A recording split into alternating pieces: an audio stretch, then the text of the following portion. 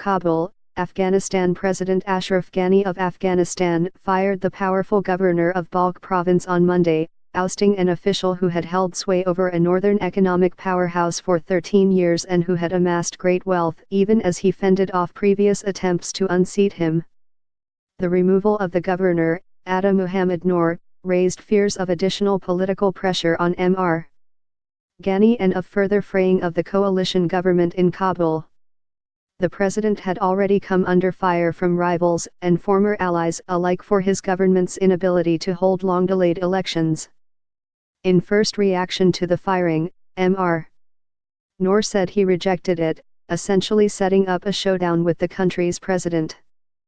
In a speech to a group of supporters, which was aired on state television in the town of Balkh, he urged them to keep to civil protest for now, but that they would resort to any means if the oppression increased and the government resorted to force.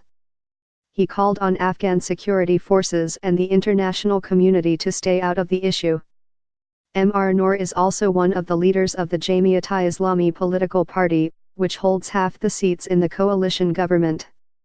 The party, in a statement, condemned Mr. Ghani's decision as rushed, irresponsible, and against stability and security of Afghanistan.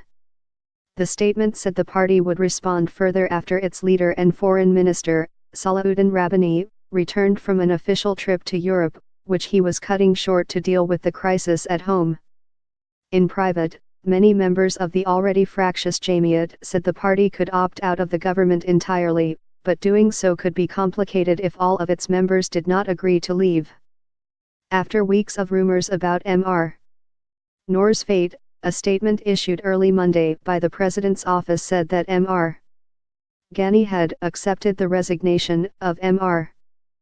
Noor. The statement said that Muhammad Dud, a former Balkh official and Jamiat member who had served in military and civilian roles and who had lived in Europe for years, would take over as the provincial governor. At the same time, Mr. Noor's aides denied that he had resigned. They said that the president had cunningly used an undated resignation Mr. Noor had submitted in a trust-building gesture as part of a broader deal to appoint a long list of party officials to senior administration posts. That deal, despite months of negotiations between the president and Mr. Noor, fell apart. Mr. Noor, 54, is part of a generation of former warlords who saw their regional fortunes fluctuate over the past decade, some of them being sidelined or shifted to jobs in Kabul as a way to distance them from their power bases. He managed to maintain his firm grip in Balkh through a combination of patronage, delivering infrastructure projects, and improving security while neighboring areas grew increasingly violent as the Taliban made inroads. Even Western allies turned a blind eye to a history of human rights accusations against Mr. Noor because he was perceived as having a firm grip.